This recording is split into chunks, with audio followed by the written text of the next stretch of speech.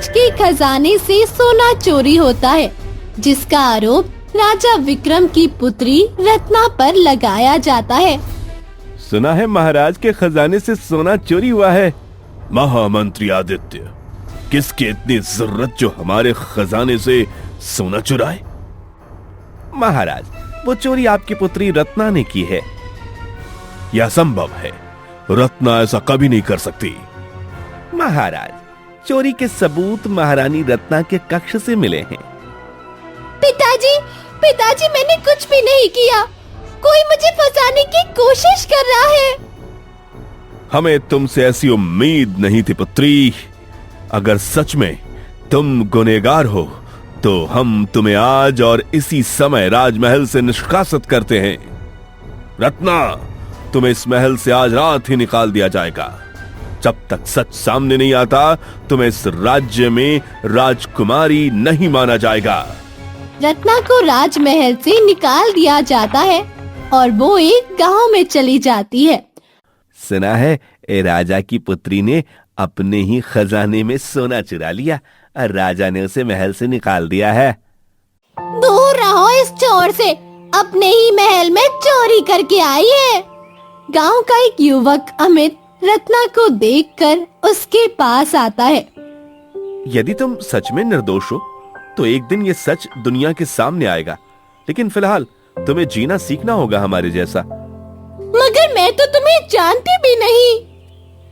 मित्रता के लिए किसी जान पहचान की आवश्यकता नहीं होती। बिटिया, जो तुम्हारे साथ हुआ वो षड्यंत्र है, लेकिन ध्यान रखना, तुम्हारा सबसे बड़ा दुश्मन महल के अंदर ही है। जो तुम्हें गुनहगार दिखा रहा है वही असली गुनहगार है। कौन? महामंत्री आदित्य या फिर उसकी सौतेली माँ रानी सुरभि? रत्ना के मन में कई सवाल हैं। मैंने हमेशा ईमानदारी दिखाई, फिर भी मुझे इस षड्यंत्र में जानबूझकर फंसाया गया। और पिताजी ने एक बार भी नहीं सोचा कि मेरी पुत्री ऐसा कर ही नहीं सकती। सीधा मंत्री की बातों को सच मानकर हमें ही महल से निकाल दिया। सुबह सुबह आंसू बहाने से ना पेट भरेगा ना मन हल्का होगा। लो, थोड़ा पानी पी लो। अमित रत्ना को अपने गांव में ले जाता है। अरे अमित, ये लड़की कौन है? ये अभी अभी हमारे गांव आई हैं। इन्हें सहारा चाहिए। कहीं ये वही तो नहीं जिसे महल से निकाला गया है? रत्ना का चेहरा झुक गया। अगर इसे भूख लगी है तो इसे खाना दो। किसी की मजबूरी पर ताना नहीं मारते। बेटी, इनकी बात का बुरा मत मानना। आओ, तुम्हें भूख लगी होगी ना, मैं तुम्हें भोजन कराती हूँ। पर मैं अब राजकुमारी नहीं, मुझे तो महल से निकाल दिया गया है। ये सब जानकर भी आप मेरे लिए इतना कर रहे हैं। बिटिया, तुम राजकुमारी हो या नहीं, इससे फर्क नहीं पड़ता। फर्क इससे पड़ता है कि तुम्हारे दिल में सच्चाई है। लेकिन याद रखना, तुम्हें महल से निकालने वाला इंसान तुम्हारे बहुत करीब है। इतना करीब कि तुमने कभी उस पर शक भी नहीं किया होगा। आपका मतलब कौन है? कौन मुझे फंसाना चाहता है? समय आने पर सच सामने आएगा। तब तक चुप रहना और अपनी ताकत जुटाना। कुछ दिन बीतने के बाद दिन बीतते जा रहे हैं और दिन ब दिन मेरी बेचैनी बढ़ती जा रही है। कौन होगा वो जिसने मेरे खिलाफ षड्यंत्र रचा है? हर दिन बस यही सवाल मेरे मन में आता है। चिंता मत करो, सब ठीक हो जाएगा। देखना, जो असली दोषी होगा जल्दी उसका पता लग जाएगा। फिर आप दोबारा अपने महल में होंगी। हाँ, ये भी सही कहा। चलो, मैं अब पानी लेने जा रही हूँ। ठीक है, ध्यान से। महल में आज तक कुछ काम नहीं किया, आज पता चल रहा है मेहनत क्या होती है। परंतु ये पानी से भरा घड़ा हमसे क्यों नहीं उठ रहा? देखो देखो, आज पता चल रहा होगा राजकुमारी को कि काम क्या होता है। महल में तो आराम से रहती थी ना। कभी कभी काम करना पड़ता है ताकि इंसान उठना सीख सके। छोड़ो अमित, हमें अब घर चलना चाहिए। रास्ते में चलते चलते सरसराहट की आवाज आती है। अमित, क्या आपने भी वो आवाज सुनी? कैसी आवाज? कौन था वो? क्या कोई महल से आया हुआ जासूस या कोई ऐसा शख्स जो उसकी मदद करना चाहता था? मुझे लगता है महल में कुछ ऐसा राज है जो आपकी मदद कर सकता है। ऐसा कौन सा राज हो सकता है? वो तो नदी के किनारे पीपल के पेड़ के पास जाकर पता लगेगा। रात में अमित और रत्ना नदी की तरफ पहुंच जाते हैं। इतनी रात गई, कौन सा राज पता चलने वाला है इस समय? इस समय तो सभी सो गए होंगे। चारों तरफ बस अंधेरा ही छाया हुआ है। अगर जानना चाहते हो कि वो राज क्या है, तो राजकुमारी आपको अकेले सामने दिख रहे पीपल के पेड़ के पीछे आना होगा। सुनो अमित, आप यहीं पर रहो, मैं अकेले जाती हूँ। डरना मत, यही तुम्हारा इंतजार कर रहा हूँ। अगर कुछ हुआ तो जोर से आवाज लगा देना। ठीक है। इस रात में तो मेरे हाथ भी ठंडे पड़ गए हैं। कौन है वहाँ? एक बूढ़ा आदमी झाड़ियों से बाहर आता है। डर मत बिटिया, मैं दुश्मन नहीं हूँ। तुम कौन हो? मुझे यहाँ क्यों बुलाया? रत्ना ने साहस जुटाकर बोला। मैं कभी राजमहल का रक्षक हुआ करता था, लेकिन जब सच्चाई जान ली तो मुझे भी निकाल दिया गया। आज तक लोग मुझे पागल समझते हैं, लेकिन सच यही है कि तुम्हें महल से निकालना एक षड्यंत्र है। कौन सा षड्यंत्र? और किसने मुझे फंसाया? तुम्हारे पिता राजा विक्रम पर जादू का असर है। उन्हें सच्चाई दिखाई नहीं देती, और ये जादू उसी ने कराया है जो गद्दी चाहता है। कौन? महामंत्री आदित्य, वही असली गद्दार है। वो चाहता है कि राजा को पूरी तरह कमजोर कर दे और फिर राज्य पर अपना अधिकार जमा ले। रत्ना चौंक गई। महामंत्री, जिसे पूरा राज्य वफादार मानता था, वही सबसे बड़ा दुश्मन। लेकिन ध्यान रखना, ये षड्यंत्र अकेला नहीं वो कर रहा, कोई और उसके साथ है। कोई ऐसा जिस पर तुमने कभी शक नहीं किया हो। कौन? कौन है वो? वो बेटा, संभल के पीछे देखो। आज तुम दोनों को यहीं खत्म कर देंगे। भागो राजकुमारी, हमला! भागो राजकुमारी, मैं इन्हें उलझा के रखता हूँ। अमित! अमित! सच, महल के तहखाने, वहाँ सबूत। भागते भागते वो गिर पड़ी। उसके माथे से खून बह निकला। आखिरी बार उसने आसमान की ओर देखा और बोली, क्या मैं सच तक पहुंच पाऊंगी? रत्ना, तुम चिंता मत करो, मैं बस पहुंचने वाला हूँ। तुम हिम्मत रखो, तुम्हें कुछ नहीं होने दूंगा। मेरी आंखों के सामने अंधेरा छा रहा है। अमित, मुझे बचाओ। रत्ना, आंखें खोलो, मैं पहुंच गया। घबराओ मत, मैं तुम्हें कुछ नहीं होने दूंगा। मेरे सिर पर बहुत तेज दर्द हो रहा है। तुम्हारे सर से तो बहुत तेज खून बह रहा है। रुको, मैं इस खून को रोकने की कोशिश करता हूँ। अपनी कमीज फाड़कर इसे रोकने की कोशिश करता हूँ। तुम बस हिम्मत मत हारो, मैं तुम्हें बचा लूंगा। तुम ठीक हो जाओगी, बस हिम्मत रखो। धीरे धीरे रत्ना ने आंखें खोली। अमित, बूढ़ा, उसने कहा महल का तहखाना सच। हाँ, मैंने सब सुना। इसका मतलब कि सच अब भी छिपा हुआ है, और हमें सच का पता लगाना होगा ताकि तुम निर्दोष साबित हो पाओ। मगर पहले तुम्हें गांव ले जाकर अच्छे से तुम्हारा जख्म ठीक करना पड़ेगा। अमित रत्ना को गांव में लाता है।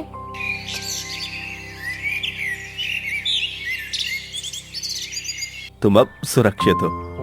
अमित, अगर तुम नहीं आते तो मैं शायद जिंदा भी नहीं बचती।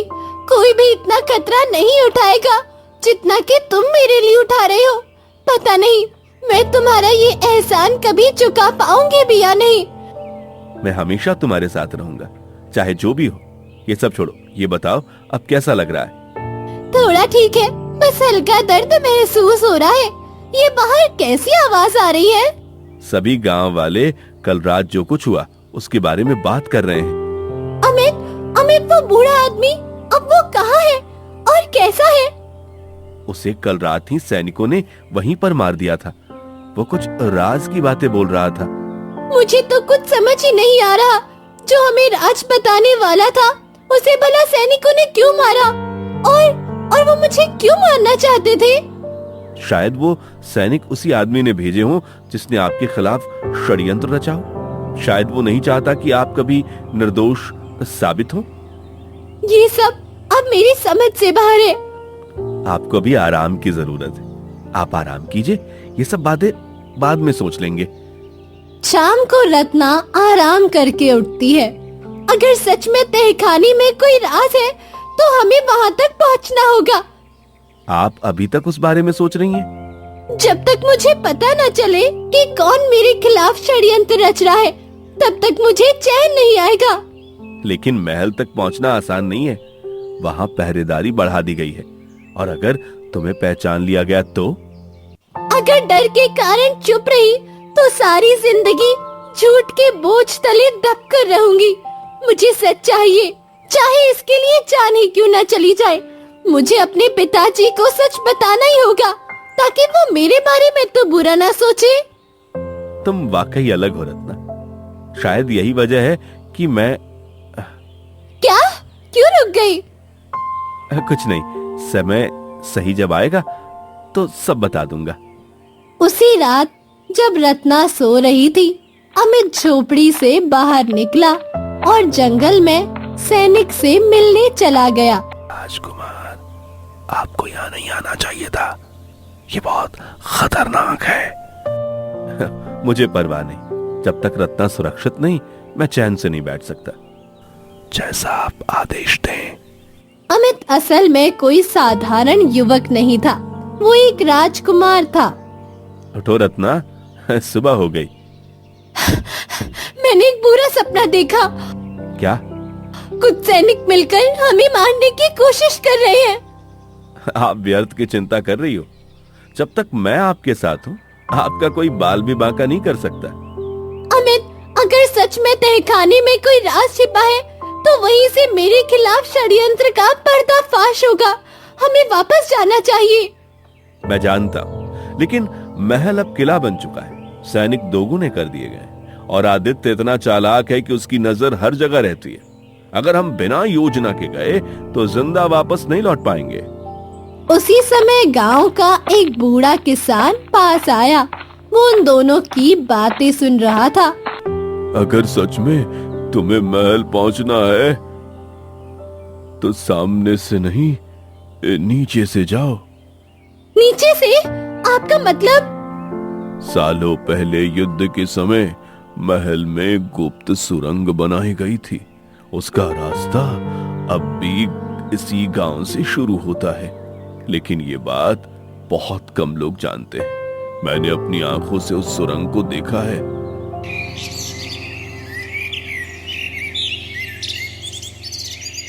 सुरंग के सामने पहुंचते ही मुझे तो यहाँ पत्थरों के अलावा कुछ नहीं दिख रहा। पत्थरों को हटाने के बाद सुरंग दिखेगी। रुको, फिर मैं अभी इन पत्थरों को हटाता हूँ। ये रही वो सुरंग जो आपको महल के तहखाने तक पहुंचाएगी। मुझे लगता है कि यह उचित समय नहीं है, हम रात को जाएं तो ठीक रहेगा। आप बिल्कुल ठीक कह रहे हो, हमें रात में भी जाना चाहिए। रात को अमित एक तलवार लेकर रत्ना के साथ सुरंग में जाता है। संभल कर, ये सुरंग बहुत समय से बंद है, इसमें सांप और बिच्छू का खतरा हो सकता है। मुझे अभी कोई खतरा नहीं दिख रहा सिवाय उस राज की। मैं सांपों और अंधेरे से नहीं डरती। मैंने तो पहले ही सब कुछ खो दिया है। अब सिर्फ सच पाना बाकी है। तुम्हारे साहस के आगे सबसे बड़ी तलवार भी झुक जाएगी। तो यही है वो रास्ता जो हमें सच तक ले जाएगा। रुको, काफी अंधेरा है, मैं मशाल जला लेता हूँ, फिर तुम मशाल लेकर आगे चलना, मैं पीछे आता हूँ। अगर यहाँ सांप निकले तो तलवार मेरी, साहस तुम्हारा, दोनों मिलकर हर खतरे से लड़ लेंगे।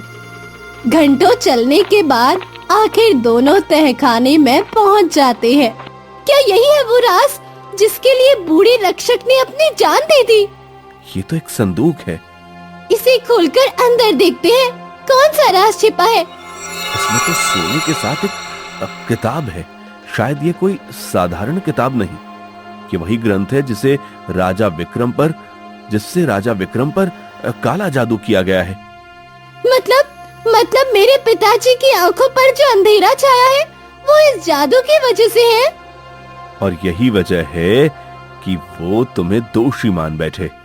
तभी वहाँ महामंत्री आदित्य पहुँच जाता है। बहुत हिम्मत है तुम दोनों में, लेकिन सच तक पहुंचने वालों को जीने का हक नहीं मिलता। आदित्य, मैं जानती हूँ कि मेरे पिता पर जादू तुम्हारा ही किया हुआ है और ये ग्रंथ तुम्हारे पापों का सबूत है। अगर सबूत तुम्हारे हाथ से निकल गए तो अगर इस तहखाने में आज तुम्हारी लाश मिल जाए तो? अमित ने तलवार निकाल दी। रत्ना, पीछे मत हटना, चाहे कुछ भी हो जाए, आज हम हारेंगे नहीं। आज ये सुरंग तुम्हारी कब्र बनेगी, तुम्हारे शव को कोई ढूंढ नहीं पाएगा। वो तो समय ही बताएगा कि किसकी कब्र बनती है। वाह राजकुमारी, लगता है गरीबों में तुम डरपोक नहीं बल्कि जुझारू बन गई हो। तू चाहे कितना भी छल करे, मैं अपने पिता का सच सबके सामने लाऊंगी। सैनिकों, उन्हें जीवित मत छोड़ना। रत्ना, तुम उस राज का पता करो, मैं इनसे निपटता हूँ। किताब खोलकर ये चित्र तो भविष्यवाणी जैसे लग रहे हैं। रत्ना, शायद ये तुम्हारे लिए संदेश है। लेकिन आदित्य तो कह रहा था कि मैं असली उत्तराधिकारी नहीं हूँ। तुम सोच भी नहीं सकती राजकुमारी, तुम्हारे जन्म का सच क्या है। तुम इस राज्य की बेटी नहीं बल्कि। उसकी बात अधूरी ही रही। अमित ने तलवार उसकी ओर तानी। झूठ मत फैलाना महामंत्री, अगर सच है तो उसे साबित करो। साबित करूंगा, लेकिन पहले ये ग्रंथ मुझे दो, क्योंकि इसमें लिखा असली वारिस वही है जिसकी नसों में ये खास रक्त बहता हो। मतलब मेरे खून से ही ये जादू टूट सकता है? बिल्कुल, और इसलिए तुम जिंदा नहीं रह सकती, क्योंकि अगर तुम जिंदा रही तो राजा के सामने मेरा सच आ जाएगा और मैंने जो गद्दी पाने का सपना देखा है वो टूट जाएगा। और मैं ऐसा बिल्कुल भी नहीं होने दूंगा। आज तुम दोनों की मौत लिखी है इस तहखाने में। अगर मेरा खून ही सबका अंत है तो क्या मैं अपने लोगों की दुश्मन हूँ? नहीं रत्ना, तुम्हारा खून विनाश नहीं, मुक्ति का प्रतीक है। हम जरूर जीतेंगे, बस तुम अपनी हिम्मत का पुल बांधे रखना। आदित्य ने तलवार उठाई और बिजली सी तेजी से रत्ना की ओर झपटा। अगर रत्ना तक पहुंचना है तो पहले मुझे मारना होगा। तुझे लगता है तेरी ताकत मेरे काले जादू के सामने टिक पाएगी? तो तुझसे बड़ा मूर्ख कोई नहीं होगा। तू नहीं जानता, मैं आज तेरी मौत का कारण बनूंगा और यही तलवार तेरे गले को चीरेगी। राजकुमारी, तुम सच में इस राज्य की बेटी नहीं हो। तुम्हारा जन्म तो एक साधारण किसान परिवार में हुआ था, लेकिन तुम्हें मैं इस महल में सिर्फ इसलिए लाया था ताकि तुम्हें असली वारिस की जगह बिठाया जा सके। मतलब मैं असली राजकुमारी नहीं हूँ? हाँ, यही सच है। और असली वारिस तो ये क्या नया झूठ कह रहे हो? शायद तुम नहीं जानते कि तुम्हें इस झूठ की भारी कीमत चुकानी होगी। तेरे पिता ने तुझे बचाने के लिए जंगल में छुपा दिया था और तू किसानों के बीच पला बढ़ा, लेकिन तेरा खून वही शाही खून है जो इस शाप को तोड़ सकता है। तो मैं एक गलती से राजकुमारी कहलाती रही और तू असली राजकुमार निकला। तूने मेरा भरोसा तोड़ा है अमित, मैं तुझे कभी माफ नहीं करूंगी, कभी नहीं। तो गलत है रत्ना, राजकुमारी का मतलब सिर्फ खून से नहीं दिल से होता है।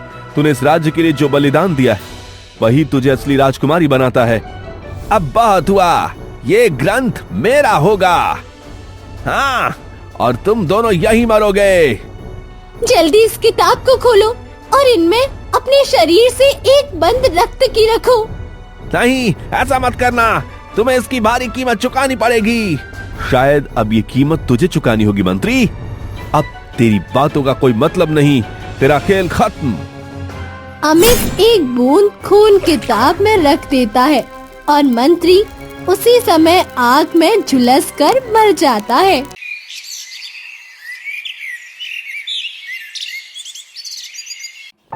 अब तुम्हें इस राज्य का कार्यभार संभालना होगा।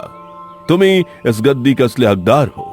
मुझे माफ करना रत्ना, मैंने तुम्हारे साथ बहुत बुरा किया। कोई बात नहीं पिताजी, ये सब उस मंत्री के काले जादू का असर था। मगर अब सब सही हो गया है और मंत्री को भी उसके पापों की सजा मिल गई है। अब अमित को इस राज्य का राजभार संभालना होगा। मैं राजा तभी बनूंगा जब रत्ना मेरे साथ रानी बनकर इस राज्य को संभालेगी, क्योंकि असली राजकुमारी वही है जिसने हमें अंधकार से बचाया। खेल अभी खत्म नहीं हुआ। सच्चे उत्तराधिकारी की असली परीक्षा तो अब शुरू होगी। अंत में अब भला हो गया, लेकिन मंत्री की आत्मा जाते जाते एक रहस्य छोड़ गई, जिससे पता चलता है कि इस कहानी का अंत अभी नहीं हुआ है। कहानी तो अभी बाकी है। तो दोस्तों, कैसी लगी आपको ये कहानी हमें कमेंट बॉक्स में जरूर बताएं। साथ ही चैनल को सब्सक्राइब जरूर करें।